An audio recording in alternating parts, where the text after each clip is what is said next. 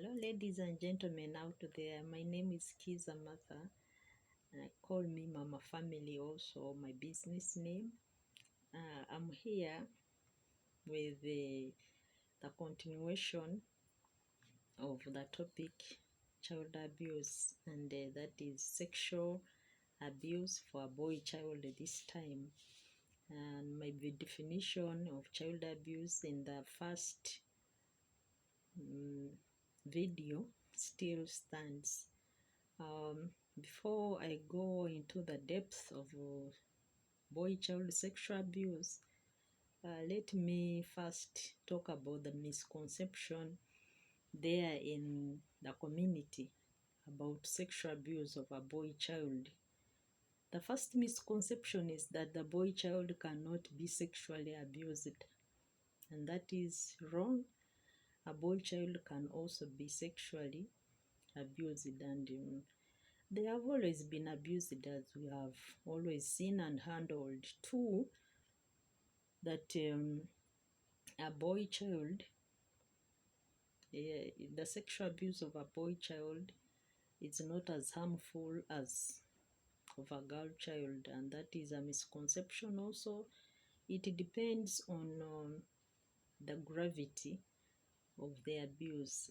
The boy child's sexual abuse, harassment can be as dangerous and even more harmful than a girl child's sexual abuse.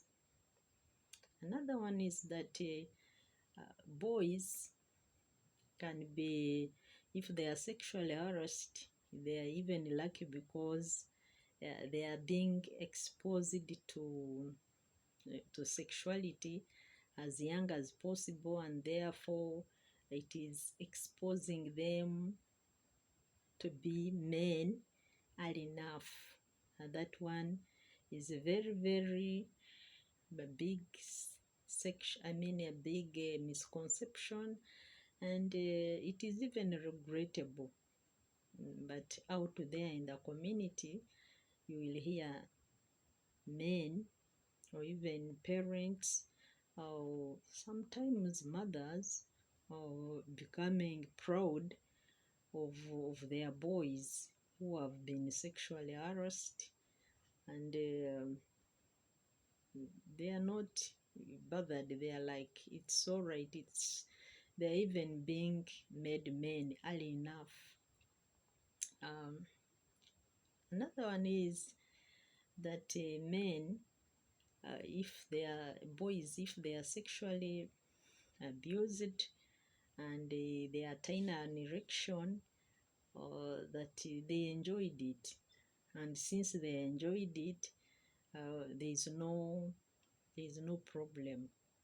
That is also a misconception. Yes, boys have blood running in them, and if they have been prepared, persuaded to do the action, yes, they can attain and retain an erection, and sometimes they penetrate into the abuser's body, and they are still not responsible for their activity. And the boys here on this point can be more vulnerable than girls because they can be abused by both men and also women. Men can abuse them homosexually, and women can abuse them heterosexually, and so that one makes them even more vulnerable, and they are not responsible for that action once they have been forced into it, or sometimes persuaded. Like we said in the first video, whether they consent or not to this act, they are still young. They can't make informed decision. Therefore, they are abused. The abusers are still the same people like we mentioned in the first and the second videos.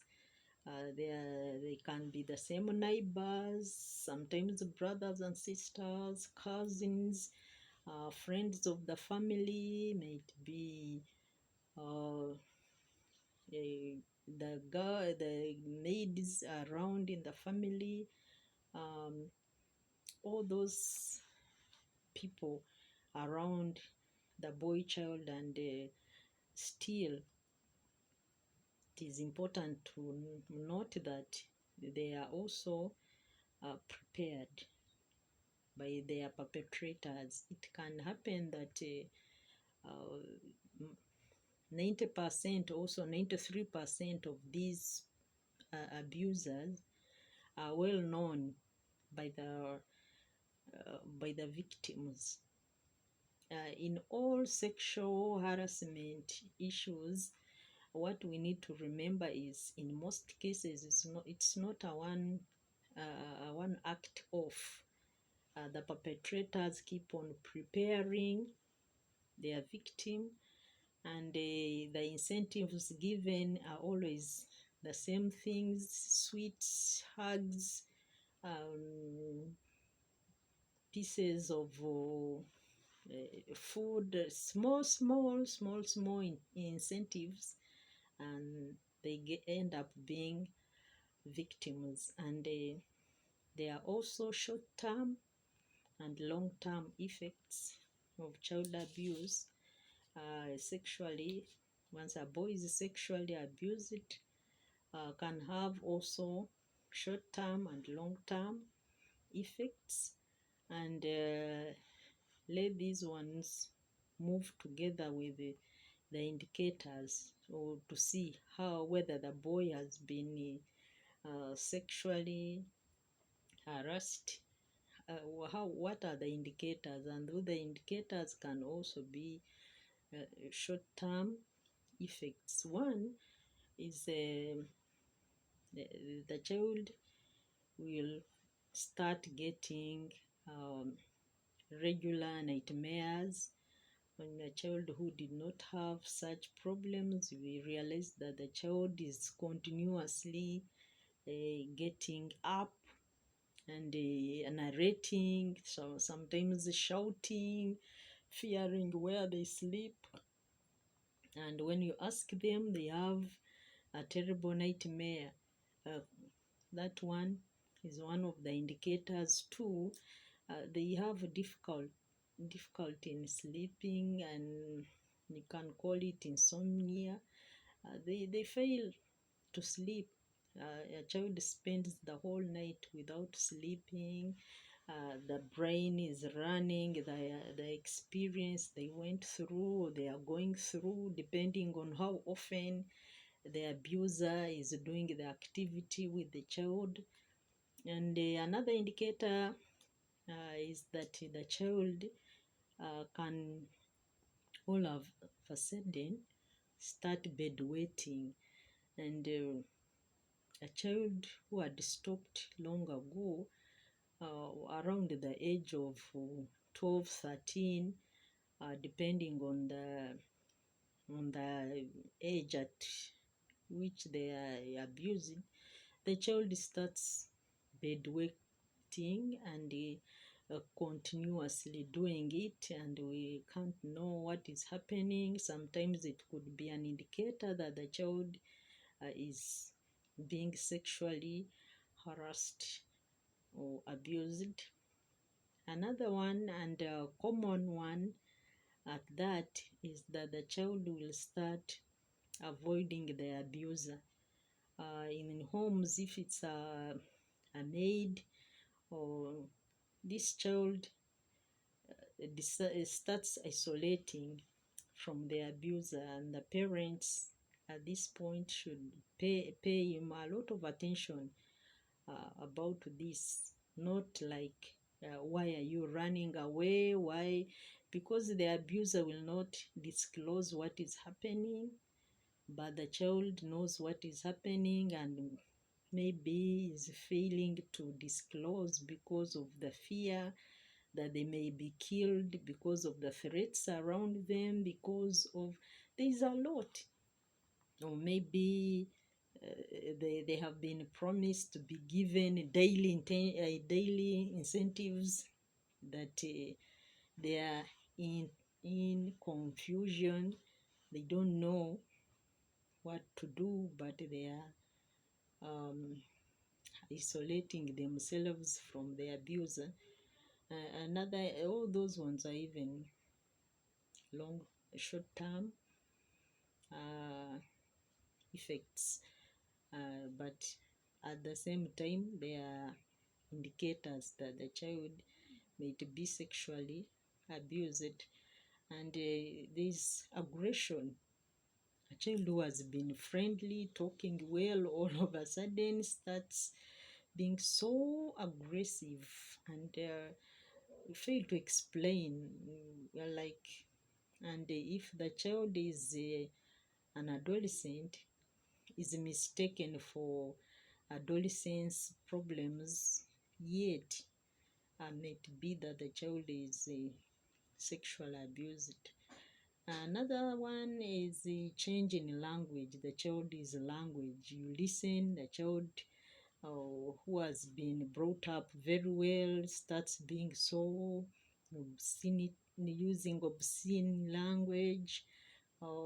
That kind of obscenity is repeated in a frequency. That means the abuser could be using such kind of language, and now the child is also using the same. Another indicator is role playing, what the abuser does. And this kind of role playing can be seen at home or at school. Especially at school, such things happen so much. A boy who is abused will collect the rest of the boys and starts narrating, and also role playing what happens to them. And maybe as teachers we call them bad children, and we don't know what is happening, but it could be that they are trying to show that they are sexually abused.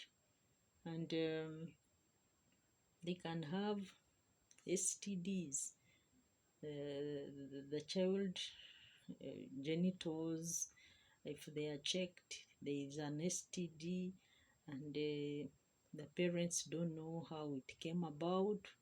But it could be that the child, depending on what kind of STD, it could be the child that has been sexually harassed.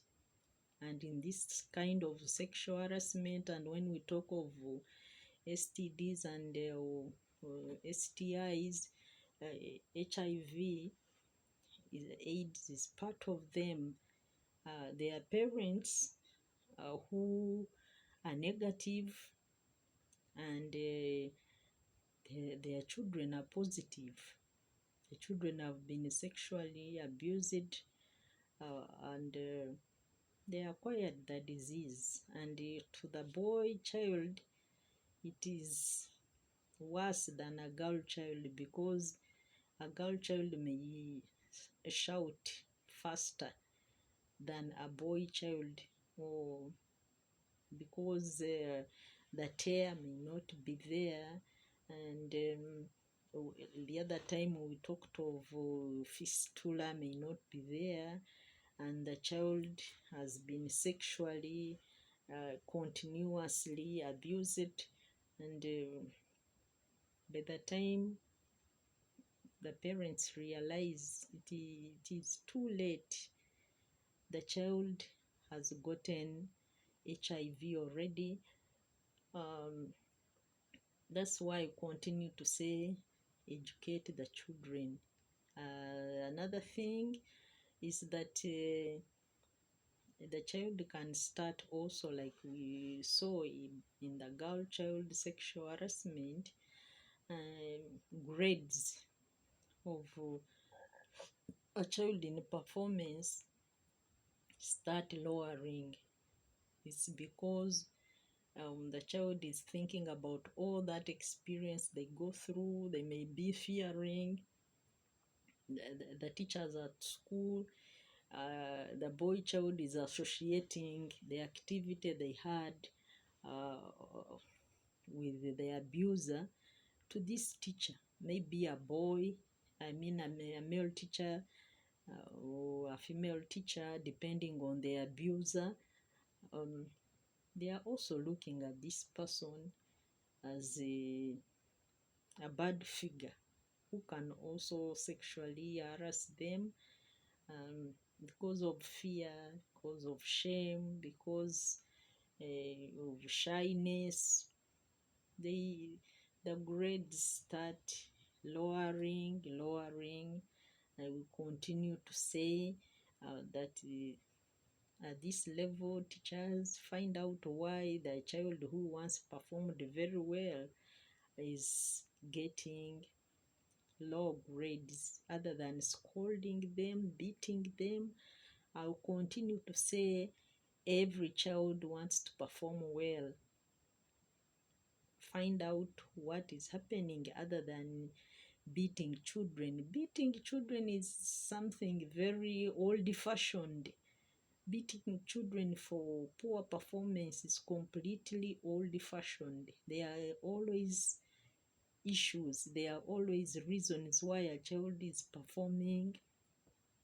The grades are lower than what they used to be. Therefore, on this one, I will also say that now for the long term effects, the short term effects may run to the long term effects, but let us also see, before now going to the long term effects, this boy, how can the boy be sexually abused? People ask themselves very often, and yet it seems to be clear to many, but to some, they still ask this question. One of the ways a boy child can be sexually abused is to engage them in sexual activities, that is either persuading them or forcing them to have carnal knowledge with another person who is an adult, or sometimes can be even a fellow child. It can be done continuously by a group of men against one, or boys against one, or an individual to an individual. That one is one way. Two is indecent exposure. Sometimes we can expose our children, whether we know it or not, to something that is indecent, like softcore porno. They look at them. We talked about in the other videos, nudity, talking obscenity, all that kind of thing. Those are examples of child sexual harassment. And there's also dragging a child for the purpose of using them sexually. That is very wrong. And grooming a child for sexual activity when they are still young, they don't even understand what they are talking about. Internet, what they view on the internet these days, everywhere there are phones, tabs, I call it this .com era, Every family has a gadget. Schools have gadgets, neighbors have gadgets. um, Children are exposed to internet, and what they see, God knows. And in most cases, children get exposed to such kind of soft porno or hardcore porno um, through the caregivers.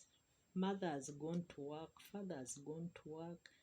Here there is a maid with a phone, and the maid is also as young as probably the child they are looking after. Sometimes even the maids are even much younger than the children they are looking, they are caring for.